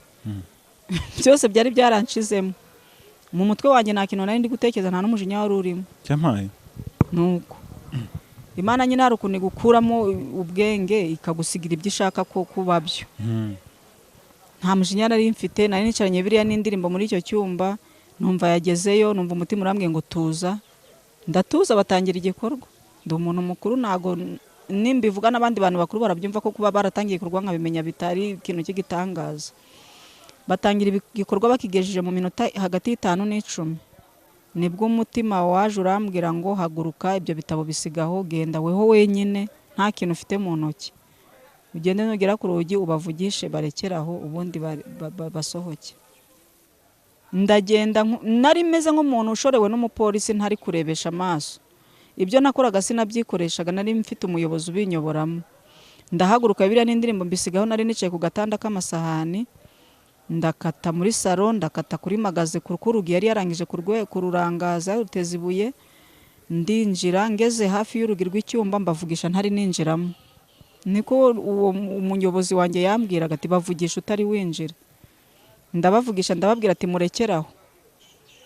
Basa nk'abikanze batumvishe neza, bavugira hejuru ngo ndavuga ngo murekeraho. Ngereranyije nk'amasegonda 30, urumva bari barekeye aho. Mfungura urugi ndinjira, ndarukinga ndwegamiraho, bo bari mu buriri. Umugabo arabyuka nyine uko yakavuye mu nda ya nyina, araza mfukama imbere ngo ari kunsaba imbabazi. Ibaza umugabo yambaye uko yavuye mu nda ya nyina hagati y'umugore we n'umukozi. None icyambabaje, hari ku wa mbere wa Pasika. Kandi kuri Pasika nari nahetse umwana umwe n'umukozi aheka undi n'umugabo, turashorana tujya mu rusengero. Nahise nunamisha umutwe w'umugabo, mukubita udupfunsi two mu mugongo, sinjya nibara ameza. Nkajya mubaza nti ejo wari wagiye gukora iki mu rusengero? Nibura ejo wari wagiye gukora iki mu rusengero koko? Noneho wa mukozi ava muri supaneti, aza amfata ya maboko yanjye ansindagira ku rugi ngo mureke niweho wabiteye. Umugabo abonye ko umukozi ansindagiye ku rugi, nawe arahaguruka amusa nk'umushubije inyuma. Ubwo duhagaze hagati ngiye n'umukozi we yambaye ubusa. Ibi bintu mvuze cyakora sinzi niba bizangwa amahoro. Umukozi yari acyambaye ubusa se? Uyu mukozi ntago yari abwambaye, bafite ukuntu biyaranjaga umukozi bagakora gahunda afite imyambaro yambaye. umugabo we kuko n'ubundi twabaga twaraye twambaye uko nguko nka Adamu na Eva bataracumura. Ubwo njye nabyukaga njya muri nibature, umukozi akamusangamo we afite ukuntu yambaye, bafite ukuntu biyaranjaga, umukozi we ntabwo yari abwambaye. Noneho bandavuze nti rero ikintu kigiye gukorwa, reka tujye muri salo unyandikire urupapuro ko uyu mukozi tugiye kumwirukana, hari amafaranga ye nari mubikiye ntayo mfite, yakoraga mbitsa, urareba uko wiyaranje yabone nyine tuyamuhe tumwirukane kuko ntabwo ndabana n'umukeba mu nzu, nabibonye sinabishobora. Noneho kubera guhahamuka umutima wahise wumva kuri bumubabarire, umutima wahise ubyakira akisaba imbabazi. Ngiye nahisemo, urumva nari mfite umupolisi ntabwo niyoboraga, mfite ukuntu marayika yagendaga ambwira ibyo nkora, ntacyo nagombaga guhindura ku muyobozi uri kunyobora. Noneho ubwo navuye ku rugi ndarukingura ngo tujyane muri salo, wumva ukuntu nawe yari yahahamutse, yari agiye kunkurikira uko yakabaye acyambaye ukuri ngo tujye muri salo. Noneho we yari yahahamutse nawe, ndumva byamugoye hatazi ukuntu bije. Umukozi niwe wamukomanze mu bitugu ngo kenyera isume, ahita afata isume arayimuha arayikenyera, tujya muri salo akenyeye isume. Umukozi arakata asubira gusanga abana, amaze gusanga abana ubwo natwe twicara muri salo dukora iyo nyandiko. Umugabo ankorera inyandiko nyine ko tugiye kwirukana umukozi kandi amafaranga nari murimo akayashakisha akayamwishyura. Ubwo bwari mu rukera, murumva niba turezi ba 11:00. Ubwo se mu nyandiko byari birimo icyo mugiye kumwirukanira? Wapi, no umunyabwenge ntabwo ari gushyiramo ibintu byinshi. Ubwo aragenda ajya kuyashaka kwa bene wabo, ntiyababwira icyabaye. Aramubwira ngo umukozi yatunaniye, ngo none madame yari yaramubikiye amafaranga ntayafite, ngo muyanguze njye kuyamuha ngo abone uko amwirukana. Barayamuguza umukozi, turamwirukana, tubana aho ngaho dusa nk'ababigize ibanga. Ikintu cyatumye nkabivuga muri famiye ye, wenda no mu nshuti zanjye kwa kundi kwimara agahinda, nuko na nyuma yatahise agaragaza imbuto zo guhinduka. Yakomeje kujya anyima ikiganiro, gutaha amajoro, tangira gutaha nko mu masaa 3 saa 4, kandi ubundi mwarimu urazi ko bigera saa 11 yageze mu rugo cya saa 12. N'ubundi yatahaga akamfasha kurembera abana bari ndahekana niyo umukozi yaba hari, ariko kuko natangaga kuru disquare inshuro nyinshi yatahaga mbere yanjye. Atangira ingeso yo gutaha saa 3 saa 4 saa 5 saa 6. Ese ubundi wenda tutaragera kure ko wumva mukeba wawe mwabanaga mu nzu imwe, gahunda mu buriri ntacyo wabonaga wenda cyo cyarahindutse cyane, ariko simenye impamvu. Urumva hari igihe twashaka kubaka urugo mbere yuko njya nibature, ariko kuko turi kurwubakana n'umuntu uzi ko mu kanya ararwubakana n'undi, bikarangira amasaha yo kujya muri nibature ataraba satisfait, haba njyewe haba nawe. Amasaha akadufata kandi rwose iminota twakagombye kuba twakoresheje twayikonsomye, tukabire kuryo bitarangiye. Ariko nta ruhare mbigizemo, we nkahita numva acitse intege, agacika intege kandi atarangije ibyo uko yagombaga kurangiza. Noneho niyo byabaga ngombwa, kuko hari n'igihe imibonano bayikoraga mbere yanjye. Ni ukuvuga ngo bo bigishaga segonderi, igihe segonderi yakoraga gongi niki gataha saa 8 saa 9. Njyewe nabaga ndi kuri primaire ndi butahe saa 11. Iyo yatahaga rero akantanga mu rugo njye nkiri ku kazi ndakomerezaho na kuru disquare nkagira mu rugo saa 12, bo bahitaga bajya mu byabo. Iyo yabaga yarangije rero kuryamana n'umukozi muri izo saa 9 saa 10 njye ntarataha, ubwo mu rukerera nta peti yabaga mfitiye, cyane ko yapangaga n'umukozi ko ari uzamubera umugore bagiye kuzantoroka. Ubundi njye nta na peti yarakingirira. Ariko simenye byari byansabye imbazi ndazimuha. Nyuma yaho yaje gukora ibibi birushijeho, none akajya gusambana hanze mu tubari kandi atanywa inzoga, akajya kugura indaya yo mu kabari kandi atanywa inzoga. Ukabimenya? Yabinsabiyemo imbabazi, nabwo nyuma hari ibindi bimenyetso nabonye mu nzozi. Nigeze ndota inzozi ziteye ubwoba, ndababwira ati papa Jisi, njyewe inzozi narose umwe muri twarapfa, nkurikije uko nazirose, ni njye nshaka kukwiyezaho n'ibyo ntakubwiye n'ibyo mu bwana, ubundi napfa ngapfa neza. Ndiyeza imbere ye ndavuga ati njyewe nimpfa rwose Imana izanyakire neza, kuko inzozi narose umwe muri twarapfa byange bikunde. Ubwo Imana nabwo hari icyo yari ishaka kuri we, arangije nawe anyihanaho, ahita ndondorera n'ibyo ntazi byinshi yageze no ku rwego ashaka kunyica. Ubwo twari tugifitanye abana 2 n'ubundi twari tutarabyara uriya wa 3. yageze no ku rwego ngo ashaka kunyicisha akopeye n'amabanda akoresha imbunda, ajya gutereta amabanda akoresha imbunda ngo azaze ngo amere nk'aje kwiba mu rugo ngo basige banyishe. Barangije baramubwira bati rero kugira ngo batazamenya yuko ubifitemo uruhare, we tuzamwica ariko nawe tuzagusigaho igikomere, kuko nta kuntu tuzaza mu nzu yanyu ngo twice umugore umugabo asigare nta n'igikomere, bazanamenya ko ari wowe wamwishe tu. Niwe wabikwibwiriye? Bye ko yagiye kuganira n'amabandi yibisha imbunda ko bazaza mu rugo kutwiba ariko bagamije kunyica. Abinsabira imbabazi muri icyo gihe. Avuga yuko amaze kumenya ko nawe bazamurasaho yahise abyanga, akavuga ati si ubwo barashe nabi bakamena ivi cyangwa bakangira njye niyicishiriza umugore nanjye nisige ndi ikimuga. Ahita abivamo. Abivuyemo apanga ibyo abazanigira mu nzira ngiye nibature. Nari nkigerageza kujyayo rimwe na rimwe. Apangana n'abazanigira mu nzira nkagwa iyo ngiyo. Nabyo muri iyo minsi numva nibature mvuyemo. Mara igihe kirekire ntajya muri nibature. Ubwo mugambi nabwo urapfuye? Nabwo ubu burapfuye. Ambwira Mana ibintu ndi kuvuga birakomeye sinzi niba bizangwa amahoro. Ambwira ko yigeze no kujya gucisha uburozi.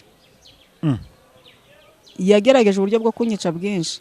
Nimbeshye Imana impane, yego ndi kuvuga ibidakwiriye kuko ndi kumena amabanga menshi kandi akiri papa w'abana banje, ariko nta kintu ndi kubeshya muri ibi ndi kuvuga.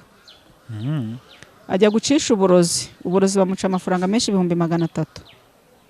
Abona ntayo yabona niyo yafata credit. Aravuga ati gufata credit nanone rero y'ibihumbi bingana gutya byo kwihicishiriza umugore nabyo abivamo. Ni ya Mana. Ubwo ibyo byose yabinsabiye imbabazi tubyaranye kabiri. Ndamubabara numva nta nundi mutima mfite. Urumva niba byari byanyuze mu nzozi, ni Imana yashakaga ngo yibohore ibyo bintu bimuveho, n'icyaha kibabarirwa nanjye mubabarire tukomeze ubuzima. Jean Jean, ibyo byose rero ubirenzeho urumva agusabye imbabazi, ndamubabariye, uramubabariye. Yego. Byaje kugenda bitero ku buryo nyuma y'icyo gihe urumva nyuma mwaje no kubyara undi mwana wa gatatu. Urumva harimo indi myaka myinshi. Yego. Noneho niki cyadegeje kuri divorce kandi urumva hari byinshi cyane wihanganiye bikomeje. Ku buryo umuntu yakubwiye ati ngewe nageze ku rwego numva nshaka kwicisha. Harimo n'ibindi byuko yagomba gutorokana n'ura mugore bakaguta. Yego. Urumva ibyo byose ukamubabarira ariko none bikaba bigeze kuri buvuga uti noneho ni divorce. Habaye iki?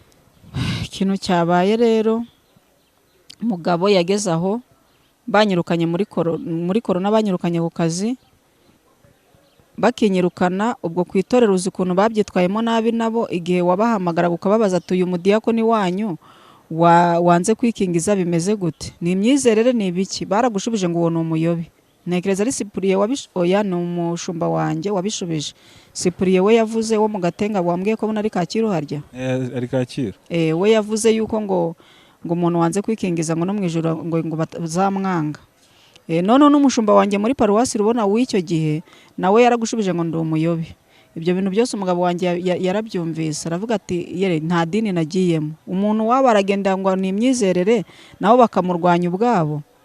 Ariko n'ubundi yagendaga bigura intege mu gusenga, noneho arahuhura yitwaje icyo ngo nabo banyamadini bawe ngo nabo ubwawe ntibakwitayeho uri umudiyakoni wabo ngo nta dini ririmo.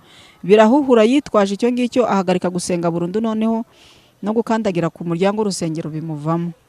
Ubwo rero akomeza ibintu by'ubusambanyi yabikoraga ntabizi mu bakozi, bamwe bakansezera ngo bajye iwabo ntacyo dupfuye, kumbe bari kumutinya, yarabaterese bamwemye arabatinyisha. Abandi bakabimbwira nkababwira ati mwihangane tugumane, ati oya n'ubundi yazagira akadufata. Ingeso y'ubusambanyi arayikomeza. Rero ikintu cyatumye atanyirukana muri Covid, bamaze kunyirukana, ngira ngo hari yarakiri kurambagiza byari bimutunge, ntiyari guhita nyirukana atarahita azana undi. Nge ntekereza ko atari urukundo yabikoranye, ahubwo yarakiri kurambagiza uwo bazabana zansimbuza. None hakiri muri ibyo byo kurambagiza nza kugira amahirwe kubera ikiganiro wari wankoresheje, mbonamwe abashuti benshi bo mu Rwanda no mu mahanga bampa inkunga, ubufasha. Noneho abona ibikorwa ni byinshi biri kuva muri ayo mafaranga, abura hahera. Asa nkaho imbabazi yazimpaye, ariko ngiye nkurikije imyitwarire ye ntekereza ko izo mbabazi yazimpeshejwe nuko ari kubona hari amafaranga menshi ari kwinjira mu rugo. Urumva hari abamfashije kwishyura credit nubwo batayirangije, nawe hari andi mafaranga yantangiye. Hari abamfashije kwishyura credit, hari abamfashije mu bundi buzima bwo mu rugo, hari abamfashije kuri ya parafo, uribuka mu rugo nta parafo yari irimo, hari uwohereje amafaranga nubwo atayikoze yose na umugabo akongeramo andi, ariko fondasiyo ni uwo Mugiraneza. Noneho turabana koko, ubwo rero inkunga zagezeho zirahagarara. Urumva umuntu ugufashije ntago agufasha nk'uri mu nshingano zo zagufasha ibihe byose. Abamfashaga rero bagezeho igihe barimo kugufasha urukundo rwa ruhari. Ariko ntazi urwo ari rwo, kuko ntuzi ubwo wabyita urukundo n'undi ko yanjye twakonsomaga. Niba ari uguhaha ninjye wahahaga, niba ari ibiryo byiza ninjye wabihahaga, niba ari umwenda wanjye n'uw'umwana ninjye wawuguraga. Nta byavaga mu maboko ye ngo mbone ko bivuye ku rukundo, ahubwo hari umwuka mwiza. Sinavuga ngo hari urukundo, ariko hari umwuka mwiza. Noneho abaterankunga baba bararangiye, nta mafaranga nkibona. Ndamubwira rero abamfashaga barahagaritse, none nshakira igishoro ncuruzi, kuko muri uko guhagarika bahagaritse natangiye gucuruza mobile money. Mobile money kubera ko imvura yabaye nyinshi, njya mu kabotike gucururiza mu kabotike, ariko ntangiza amafaranga y'ideni. Ndamubwira nubwo nagiye muri botike nta gishoro mfite, n'indi botike yanyinditse ibyo natangije. Shakisha ukuntu wambonera igishoro nanjye ncuruze nkomeze kukunganira muri uru rugo. Umupapa rero arambwira ngo wowe urinjiji, ngo wivanye mu kazi, ngo nta mafaranga yanjye naguha, ngo wayahombya, avuga ibintu byinshi cyane. Ubwo rero ubuzima bubi bwahise bwongera buratangira, bwo kuba nta mafaranga nkibona, nta gishoro mpaye, ndi gucuruza amadeni kandi ndacyari guhaha. Kuko bakimara kumpa ayo mafaranga abo baterankunga, nsa nk'uwakoze ubujiji, ariko ntakwita ubujiji cyane, mwambura inshingano zo guhaha. Nabonaga amafaranga mfite ari menshi, atari ngombwa kubwira umugabo ngo duhahire, kandi amafaranga harahagije. Nageraga ngahaha buri kimwe cyose, nsa nk'umwambuye izo nshingano. Cyane ko n'ubundi yari afite amakireda ahembwa makeya, ndamwihorera pe ndayamurekera. Njye nkajya mpaha buri kimwe. Nageraga no ku rwego mfasha n'abakene, niba ari nk'umukene udafite isabune cyangwa akambara cyangwa agakoresho ko mu nzu, nkamufasha. Nabonaga amafaranga ari menshi, nta kibazo cyo kumubwira ngo duhahire. Kubera kumwambura izo nshingano zo guhaha rero, abaterankunga bamaze guhagarara, ntago nahise nihutira kumubwira ati noneho haha. Ahubwo nakomeje gusa nk'uwitsindagiriza mu guhaha kandi ntakibishoboye, bituma njya mu madeni menshi. Njya mu bimina gusaba amayo kongera mu bucuruzi, nabwo bukamira mu rugo mu mihahire. Nabimubwira ati se mana ko maze kugeramo amadeni menshi, kandi no mu rugo guhaha nkambona bitangiye guhagarara, na botike igiye guhagarara, bizagenda ute wamfashije nibura ukambonera igishoro? Aranga. Bigeraho mubwira ati noneho tangira dufatanye guhaha. Ku mushahara we ukwezi kwa gatatu ahahira ukwezi kwa kane, nibwo bwa mbere yarahashye kuva nirukanwa mu kazi. Nabwo turateranya. Nanditse agapapuro k'ibyo nsanzwe mpaha byageraga mu 192, agenda bimwe ari kubitesha agaciro nk'aho ari ibintu bidakenewe, ageza nibura asigarana ibihahwa by'120. 120 nabwo afatamo ibihahwa bya 60 nanjye mahamo 60. Ubwo ni ku mushahara w'ukwezi kwa gatatu. No kuri uyu mushahara w'ukwezi kwa kane bwo yabihashye, n'ubundi turi gutandukana. Dufatanyije kuva nirukanwa. Nuba ngo nyuma y'imyaka nk'ibiri 2 n'amezi 3, ntago wari uzi ko hari ikintu ashobora kuguha. Ariko nta nubwo nabimurenganyirizaga, kubera yuko wumvaga mbere ho nari nyafite. Aho natesetse ni mu mezi nk'umunani, aho bari barahagaritse inkunga, nta n'ubushobozi mfite, ndi guhahisha amadeni. Nabimubwira ntagire icyo yumvamo. Akambwira ngo niba gucuruza byakunaniye ngo utawicare mu rugo nzakugaburira. Nkibaza umuntu ushaka kungaburira nicaye, adashaka kungaburira ncuruza dufatanyije, nkabona nabyo birimwo irindi tiku.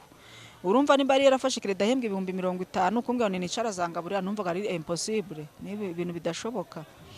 Ndamwihora nkomeza guhatiriza ncuruza turya kandi ari amadeni, bigera ku rwego rwo hejuru. Rero kugira ngo dutandukane, umushoramari duturanye uri kugura ahantu dutuye, bari baravuganye amafaranga, ariko umugabo wanjye ntiyayishimira, yumva ni makeya.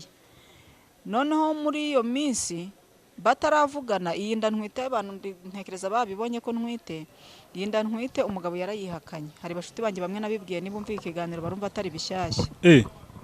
Nuba ngo yihakanye inda utwite. Iyi nda ntwite yarayihakanye, uretse ko ubu ngubu wenda atayihakana, ariko nkimubwira ko nasamye yaravuze ati ubwo ufite undi wayiguteye. Mbaho mu buzima. Kuki yumvaga ko hari undi wayiguteze? Mbona ukubera ko watashakaga kubyara undi mwana, yari yarambwiye ko azarekeraho. Ntago yashaka ko mubyara. Yego. Noneho nta nawo nabagamo, kuko nigeze kuyijyamo ikantesha umutwe. Twari twarafashe uburyo bwo kubara. Rero ninjye wabikurikiranaga periode yo gusama, tukagira uko tubigenza. Avuga yuko buriya muri iyo periode namujijishije ngasama mbishaka. kandi mbivugishije ukuri nanjye yarantunguye ino nda ntabwo nayisamye mbishaka, ariko we kuko yaratwanjye ushinzwe kubara periode yatekereje ko nayisamye mbishaka. Rero anshyiraho igitutu cyo kuvuga ngo iyo nda ntabwo ari njye wayiguteye, ubwo ufite uwayiguteye. Kigaragara ko yayihakanye binafatika nuko namwinginze tujye no ku gipimo aranga.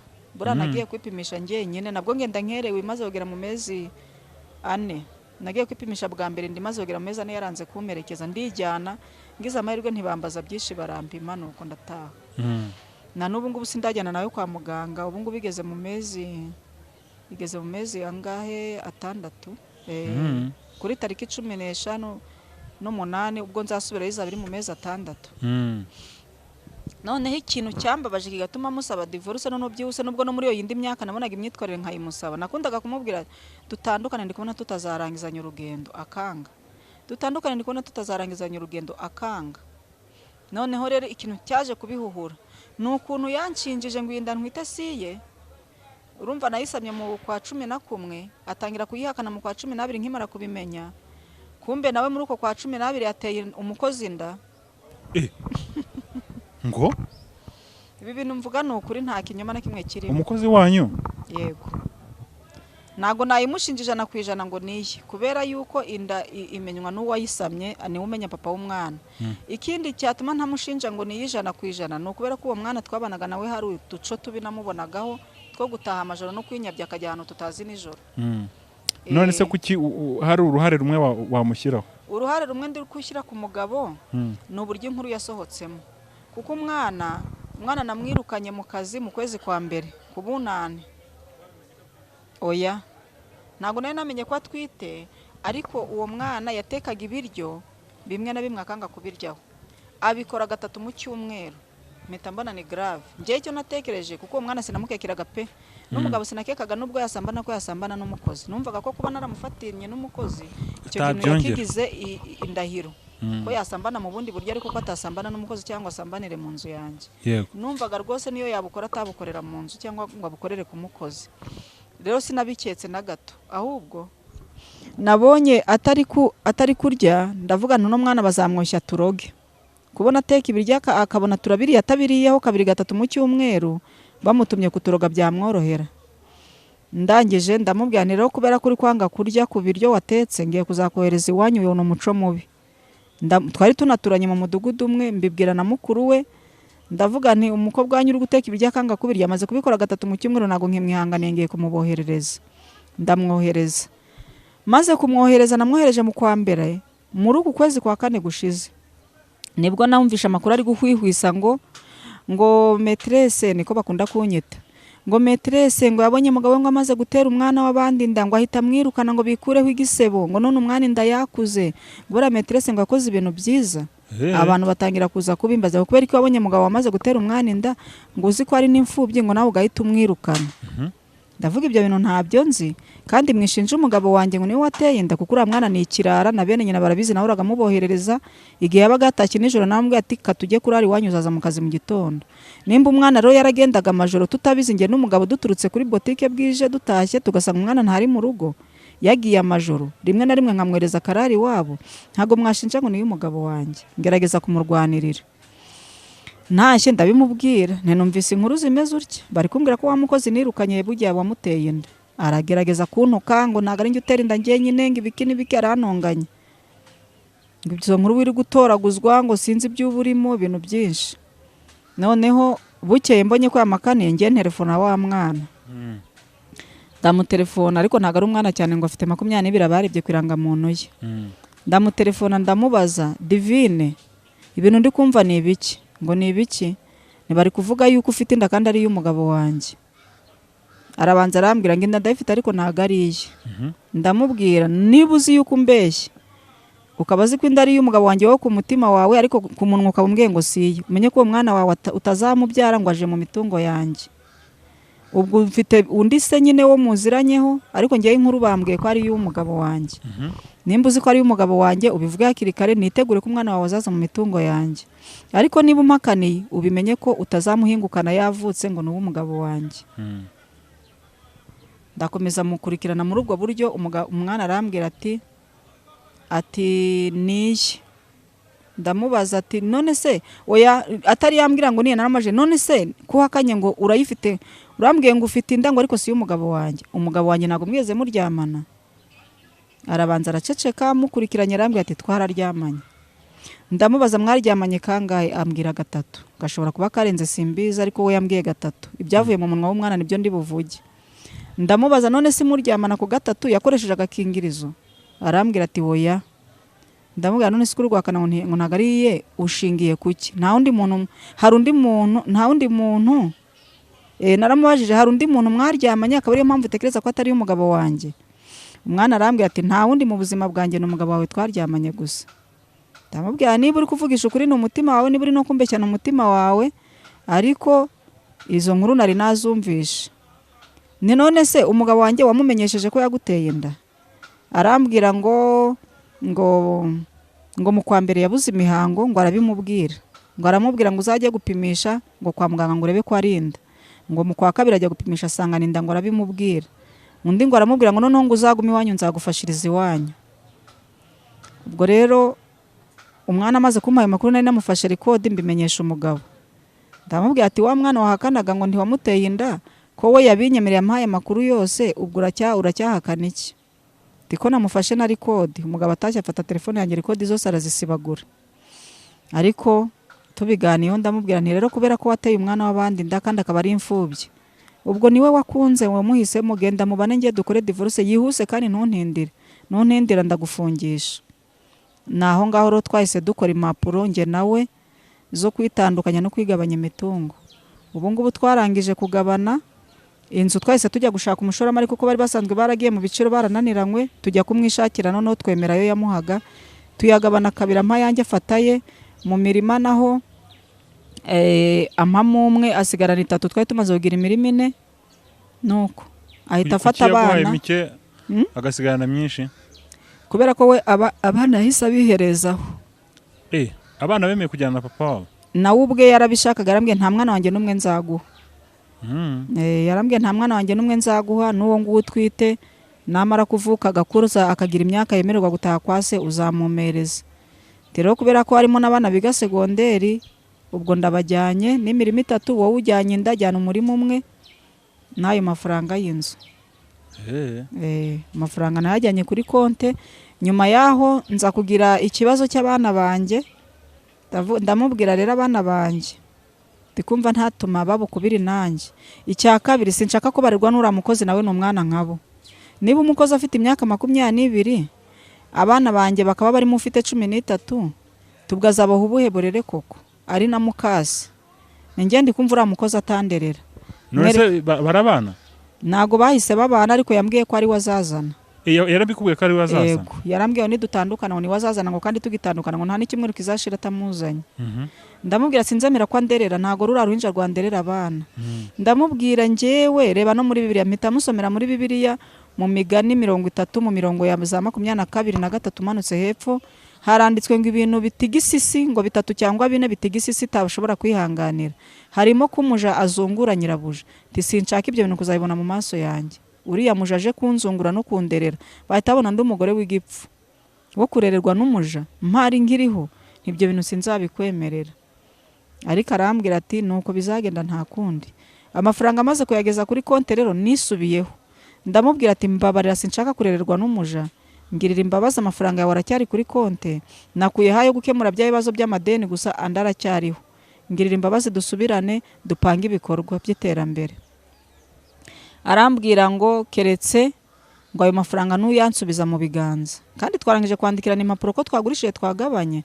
Ndamubwira ati none se wowe nkurikije uko tubana, kuba nshaka gusubirana nawe ntabwo ari urukundo ngufitiye, n'urwo mfitiye abana banjye kugira ngo mbe mu bana banjye. Wowe nushaka uzakomeze wisambanire, nushaka uzongereho n'ibindi wumva ushaka, icyo nshaka nuko ndera abana banjye. None rero ntago nakugirira icyizere cyatuma ngusubiza amafaranga mu maboko twarangije kuyagabana, kandi n'ubusanzwe uzi kuntu ujya umpeza mu mutungo cyane. Iki cyashoboka nuko wapanga igikorwa ukambwira utizanaho ku mafaranga ufite na inzane ko mfite duhuza ibikorwa, nicyo cyo cyashoboka. Nariko kumbwira unyagusubize mu maboko ngero yajere nkuko usanzwe yajera, kandi n'ubundi aricyo kidusenyeye urugo ruko utumvikana mu micungire y'umutungo, ntago nayagusubiza. Ninyemerera dusubirane kwa ngo ndera abana banjye, ariko ntago ndi kukwinginga ngo dusubirane kubera ibyiza wankoreye. Arabyanga. Kugeza ubu rero yafashe abana yaragiye, nanjye ndi muri priyave muri iyo nzu, iminsi mike ndaba nayivuyemo nanjye nagiye ahandi hantu. Kuva bagenda ntago abana murongera kubonana? Mbona mu kanya hari uwo duhuye waruje kundeba kuri botike aho nkorera ngo muhe ikaramu, nuko asanze nasohotse nabwiye ati genda harabaye guhereze. Ariko abana bo kuko ikigo cy'ishuri aho biga ni hafi y'aho nkorera, bajya baza kunsuhuza. Rero ikintu cyatumye wenda hari n'abana bagenda, ise yarangije kubashyiramo umwuka wo kuvuga ngo nyoko nta bushobozi afite bwo kubabeshaho neza ngo mwazabaho nabi, kubera ko nihereranye umwana mukuru, abana babiri bakuru ni abakobwa, umutoya niwe muhungu. Umukuru rero naramwiheranye ndamubwira ati wareka nkarwana intambara ariko paka nkabajyana akaba ari njye ubajyana. Umwana arambwira ati mama reka kutujyana bitazagucanga tukananirwa kwiga ukazatuma tugira ubuzima bubi, reka tugumane na papa ufite ubushobozi bwo kuba yatwishyurira amashuri, nawe aho uri tuzaba tuhazi nta kibazo tuzagira. Mpita numva rero ko yarangije kubinjizamo umwuka ko njye nta bushobozi bwo kubishyurira amashuri nabona, cyane ko wafite akazi njyewe nyine naragatakaje. Mpita numva abo bana rero mbajyanye ku gahato kanjye natuma babaho nabi kurusha kubarekera uburenganzira bwabo bakabana na papa wabo. Nari mfite uburenganzira bwo kujya muri RIB nkavuga ni kubera ko umugabo dutandukanyijwe no gusambanya abakozi, ntago nshaka ko wa mukozi yasambanyaga ari uza kunderera abana. Ariko na n'ubu nabimubwiye, na mu gitondo namuhamagaye ndamubwira ndi ubyitondemo cyane, mu gihe tutarajya gutandukana mu rukiko ubyitondemo, ntuzane uwo muja ngo ari kunderera ngo mbibonesha amaso yanjye, kubera ko nimbibonesha amaso yanjye bizaba bibi. Gerageza ushakishe umwanya tujye gutandukana byemerwe, niba uzazana uwo muja uzamuzane ntakigufiteho ububasha, naho kuba nkigufiteho ububasha ukavuga ngo uzanye umuja kunderera mu maso yanjye ntago bizakunda, kiretse wenda nuzana undi mugore. Arangije arambwira mbese uwo muja ngo uri kumpambiraho ngo uri kumunkingira ngo ubundi ninde wakubwiye ko ari we nzazana, kuko byari kuri telefone akeka ko ndi kumufata record. Ariko tuganira imbone nkubone yambwiye ko ari we ashaka kuzana, ariko umbwira ngo dore afite abana banjye, ngo n'uwo muja yateye inda ngo ishobora kuba ari iye cyangwa atari iye, ngo ategereje kuzapimisha ADN, ngo ubwo rero ngo aramutse ngo uwo mukozi ngo atwite inda ye ngo akazayizana, ubwo yababaye ubwoko bubiri bw'abana, ngo adashatse uwo mukozi agashaka undi mugore nawe akabyara ngo yabagize amoko 3 y'abana, ngo nagashaka kugira amoko menshi y'abana, ngo niyo mpamvu azazana uwo mujanga akaba ari watunga. Ndamubwira rero wihangana uzamutunge twaravuye mu rukiko, naho kumutunga gutya ngo ninjye nawe twitandukanyije ntago nzabyanganira kubona umuja ari kunderera, nzagusereza. Niba ushaka ko ntagusereza shakisha uburyo tujya muri divorce mu rukiko ubona uza nabo baja bawe. Nuko bihagaze rero ubu ndi kwibana. Ko numva bitoroshye. None se nyuma yaha urumva mwamaze kwitandukanya, ariko ntago murajya mu rukiko, ntago muratangira process za divorce? Oya. Ariko ubwo urumva nicyo gikurikiyeho? Yego. Ubu butaha uzatubwira wenda niba mwatangiye process za divorce cyangwa se na divorce yabonetse. Ahubwo nge ndi kwibaza urumva nyine washakiye mu bibazo, reka ariko mbyita. Yego. Inama ku bana b'abakobwa barimo bashaka ubu ngubu. Inama nabagira, icyambere ku bakirisitu ndi kwishinja ko nakoze icyaha cyo gutanga avance. Bakobwa b'abakirisitu ndabasabye ntibazatanga avance pe, batazajya bahura n'ibibazo bakicira urubanza nk'urwo ndi kwicira. Indi nama nagira abakobwa, urukundo atazabonera muri fiançailles ntakarutegereze ngo yamaze kuba umugore. Naba ari kubona ibintu biri kumukorerwa muri fiançailles abaye umugore bimukorewe atabyihanganira, nave mu rukundo hakiri kare. Nizo nama naha abakobwa pe. Indi nama naha abagabo, umugabo udakunda umugore we, Bibiliya iravuga ngo mukunda abagore banyu nk'uko mwikunda. Uko mukuyakuye imibiri yanyu ariko mukuyakuye abagore banyu. Abagabo badakunda abagore babo ngo babaho uburenganzira mu mutungo, ntibatekereze ko bafite ingo. Hari abagore benshi babona nk'umugabo abasambaniyeho aho kwa ngo basenye urugo nabo bagasambana kikaba kimwe ku kindi. Ngewe ibyo byarananiye sinanabikora. Na n'ubu ngubu impeta yanjye ndayambaye, nzagomeza kuyambara kugeza apfuye. Ngewe gahunda mfite ni iyo kubahiriza icyo Bibiliya ivuga. Niba umugore ahawe urwandiko rwo kumusenda abiga ishubaziko, ubwo nanjye n'umugabo twahanye inzandiko bivuze ngo urwo yampaye n'urwo kunsenda, urwo namuhaye n'urwo kumuha uburenganzira bwo kuba dutandukanye. Kuba mfite urupapuro rwo kunsenda rero ntago nemerewe ngiye nk'umukirisitu gushaka undi mugabo. Ubwo iyi impeta izagumamo niyo twajya mu rukiko bakadutandukanya ngiye sinzayikuramo. Nzagumana impeta yanjye kugeza umugabo wanjye apfuye. Ni umugabo umwe nashatse ni nawe nzi, nta wundi sinigeze muca inyuma. kandi nzaguma kubirinda nzaguma kubirinda kugeza apfuye. Mfite imyaka 41 y'amavuko, ntago bizananira kurinda iryo sezerano. Ati wihangane, nta kundi nyine ubwo byaranze pe, byaranatinze. ahubwo buri ngiki cyo ngishimiraho Imana.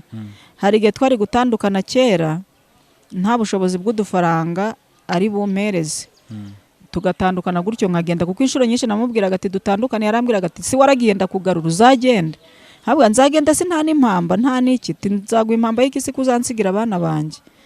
Cyangwa akambwira ati genda mu rukiko nta mpamba nta tike nta garama, kuko umutungo wose yabaga yafunze umwuka. Yamfungaga umwuka kuri burundu ku buryo ntabona uruhumekero. Ariko ubu nibura avuga uti nibura hari impamba basi. Uko biri ubuzima bugoye ariko yego. Amafaranga twagabanye kuri iyo nzu nubwo atava mu indi nzu, hari publicité njya numva ngo amafaranga ngo atakubaka inzu wayubakisha umubiri, ariko ngeze uko mbitekereza. Nzayacunga neza, ndi umucuruzi, ngiye gufataho make yambe ndi kuyacuruza, andi nyarikere kuri konte, ningira umugisha nkajya nunguka nzajya nongera kugeza igihe hazaviramo yava mu inzu. Yego. Jean ati nakundi wihangane, nimero zawe ndazishyiraho nk'ibisanzwe, wumva yakwifuza kukuvugisha cyangwa se no kuba hari inama yakugira n'ubundi bufasha ubwawe bwose, ubwo yaza kukuvugisha. Yego, nta kibazo. Bisigaye rero reka dushimire n'abadukurikiye, biza ko inama watanze zirahagije, kandi n'uwakurikiye ikiganiro nawe niyo utakwirwa ugira inama utanga, ntekereza ko ashobora kuba yagira icyo yibwira. Yego. Ibiganiro byacu byo nakagaruka rero. Shalom. Murakoze.